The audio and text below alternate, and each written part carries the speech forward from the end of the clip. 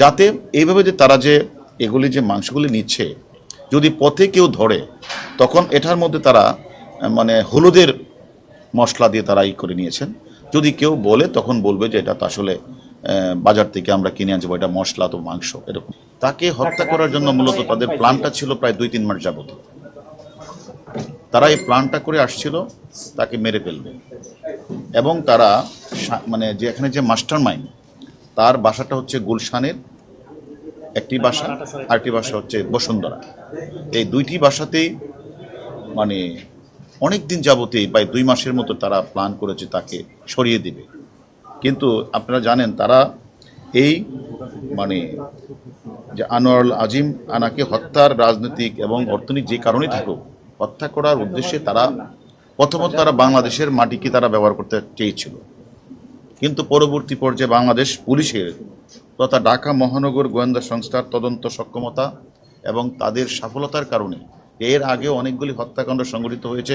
প্রত্যেকটি মানে হত্যাকাণ্ডের ক্লুজ আমাদের মানে ডিবি পুলিশ, ঢাকা মহানগর গোয়েন্দা পুলিশ আমরা বের করেছি। তারা সেটাকে তারা সাহস না পেয়ে তারা তখন বাহিরের মাটিতে তারা এটাকে প্ল্যানটা তারা করেছে, এবং সে প্ল্যানের পার্ট হিসাবে প্রথমে তারা একটি বাসা ভাড়া নেই সেখানে 25 তারিখ, এবং সেই বাসা ভাড়া এগ্রিমেন্টে বলা আছে তারা সেখানে গিয়ে 30 তারিখ উঠবে, এবং তারা সেই মোতাবেকই মাস্টার প্ল্যান যিনি করেছেন তাকে হত্যা করা তিনি, এবং যিনি অপরাধটা হত্যাকাণ্ড সংগঠিত করবেন যিনি করবেন উনি, এবং আরেকজন তাদেরই গার্লফ্রেন্ড, তারা 3 জনে মিলে 30 তারিখ বাংলাদেশ থেকে তারা বিমান যুগে চলে যায় কলকাতা। সেখানে তারা গিয়া যেই বাসাটায় তারা উঠেছে সেই বাসাটাতে ভাড়া করে সে বাসায় উঠেছে। অর্থাৎ তারা বোঝাতে চেয়েছে যে এখানে ফ্যামিলি থাকবে, এটা কোনো অপরাধের কোনো কিছু ঘটবে না, এরকম এটি তাদের মানে প্রথম তাদের বিয়াটা ছিল এরকম। এবং তারা ঠিক 2 মাস যাবত আবার এটাও খেয়াল রাখছিল যে কোন সময় আমার যে ভিকটিম তিনি কলকাতা যায়। উনি কলকাতা মাঝে মাঝে যান, আগেও যে অনেকবার গেছেন, এবং উনি অনেক দিন ছিলেনও এক সময়, ওনার কিছু বন্ধুবান্ধব আছে। তিনিও এই 12 তারিখ উনি চলে যায়, সেখানে হলো তার বাসা, তার বন্ধুর বাসা গোপালের বাসায় উঠে গিয়ে 12 তারিখ। আর এদিক দিয়ে আর আগেই কিন্তু ওরা জানে যে ভিকটিম 12 তারিখ যাবে, তাদের কাছে প্ল্যানটা জানার পরে তারা 30 তারিখ সেখানে তারা এখানে যায়, গিয়ে ওইখানে আরও 2 জনকে তারা হায়ার করে, অর্থাৎ এই বাসাতে আসা যাওয়া করবে এই 2 জনকে তারা ঠিক করে দেয়। এর মধ্যে একজন মানে জিহাদ অথবা জাহিদ, আর একজন হলো সিয়াম, ওইখানে ঠিক করে দেয়। তারপরে উনি যে মাস্টার মাইন্ড, উনি সেখানে সব কিছু ঠিক করে কোন গাড়িটা ইউজ হবে, কাকে কত টাকা দিতে হবে, সেগুলি ঠিকঠাক করে কারা কারা থাকবে এই অপরাধটা সংগঠিত সবাইকে 5-6 জনকে রেখে উনি আবার 10 তারিখ উনি চলে আসছেন, বাংলাদেশে চলে আসছেন। এইদিকে আমাদের ভিকটিম উনি যখন গেলেন 12 তারিখ গোপালের বাসায় ছিল, 13 তারিখ উনাকে তারা ওই যে চক্রটার সাথে সাক্ষাৎ, উনি বলেছে আমার একটি কাজ আছে, আমার বের হতে হবে।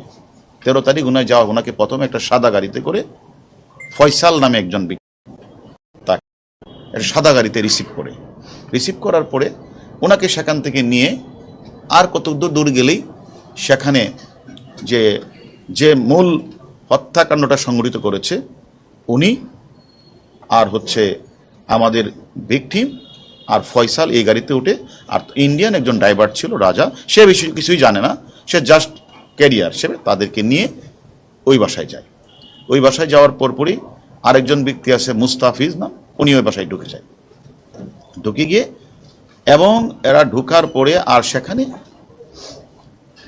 মানে জিহাদ অথবা জাহিদ এবং সিয়াম তারা আগে ভিতরে ছিল, যেটা 13 তারিখ 2:51 তারা সবাই ঢুকেছে, এবং আধা ঘন্টার মধ্যেই কিন্তু মানে এই নৃশংস বর্বরোচিত হত্যাকাণ্ডটি সংঘটিত হয়ে যায়।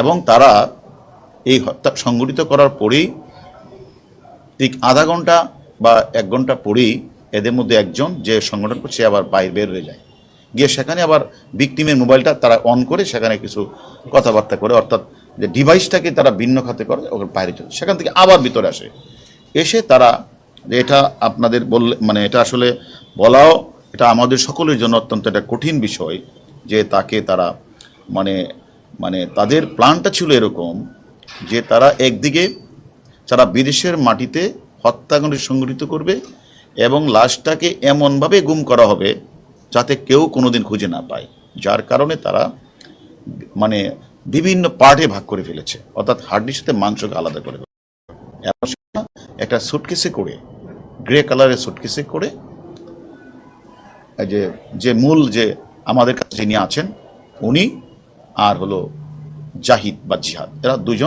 দুইটা ব্রিফকেস করে ওই যে পাবলিক টয়লেটের কাছে একটা গাড়ি ওয়েট করছিল, ওইখানে গিয়ে সিয়াম, তার নাম সিয়াম, ওইখানে গিয়ে আমানুল্লাহ চলে আসে। আর তারাকে আমানুল্লাহরও একটা নাম আছে, এরা এখনো কেউ অনেকে জানেন না, তার একটা নাম আছে।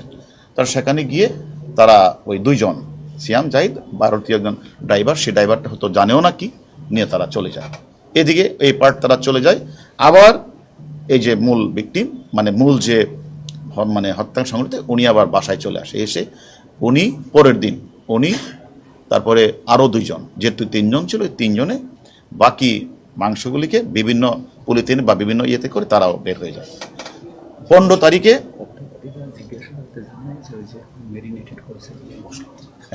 এবং আরেকটি বিষয় আপনারা জানা রাখা উচিত, যাতে এইভাবে যে তারা যে এগুলি যে মাংসগুলি নিচ্ছে যদি পথে কেউ ধরে তখন এটার মধ্যে তারা মানে হলুদের মশলা দিয়ে তারা করে নিয়েছেন।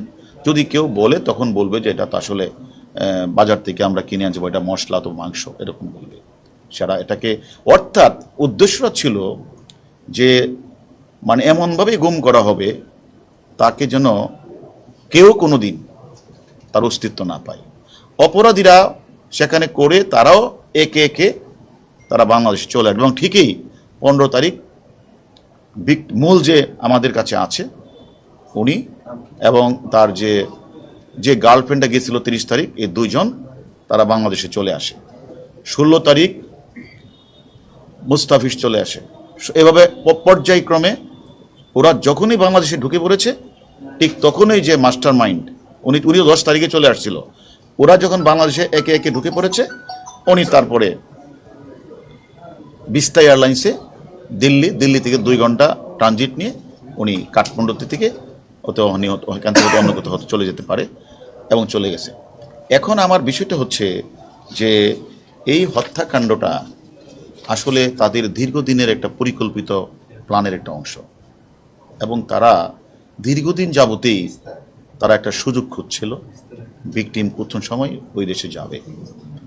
এবং আমরা শুধু তা না, এই যে পরিকল্পিত যে হত্যাকাণ্ডটা করার পরে আমরা যারা তদন্তকারী কর্মকর্তা মানে 18 তারিখ তো একটা জিডি হয়েছে, গোপাল বিশ্বাস তার কলকাতা পুলিশের কাছে জিডি করেছে এবং আপনারা দেখবেন সেইগুলিতে তারা তাদের মোবাইলগুলিতে বিভিন্ন ধরনের মেসেজ দিয়েছে। অর্থাৎ ভিকটিমের মোবাইল থেকেই কোনো সময় দেখা গেছে গোপাল বিশ্বাসের কাছে একটা রিং দিয়েছে, কোনো সময় বাংলাদেশের একজনের কাছে রিং দিয়েছে, কোনো সময় বিহার থেকেও রিং দিয়েছে এবং কলকাতা যে নাম্বার থেকেও রিং দিয়েছে।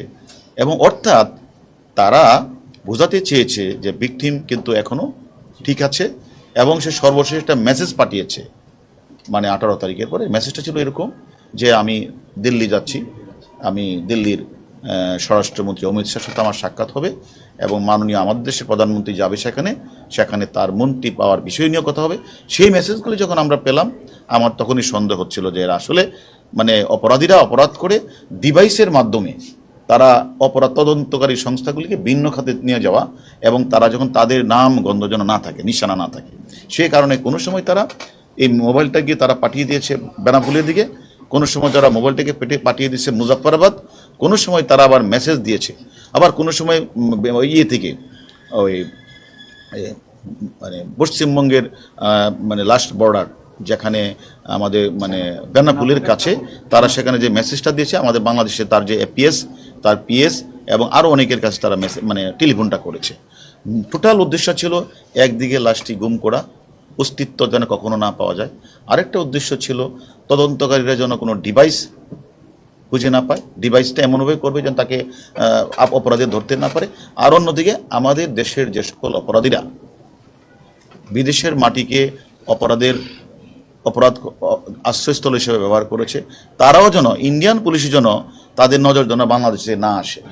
সব কিছু মিলিয়ে তারা এই কাজটা করেছে এবং আমি মনে করি আমরা মানে তারা যতটুকু করেছে, আমরা আমাদের যে সকল আসামিরা আমাদের কাছে আসে তাদের কাছে আমরা আদি অন্ত সব জেনেছি এবং তারা আমাদের কাছে স্বীকার করেছে। আমরা সেই বিষয়গুলি আমরা কলকাতার ইন্টেলিজেন্স ব্রাঞ্চ, STF এবং কলকাতা পুলিশ সকলের সাথেই আমাদের এখনও প্রতিনিয়ত আমাদের যোগাযোগ হচ্ছে।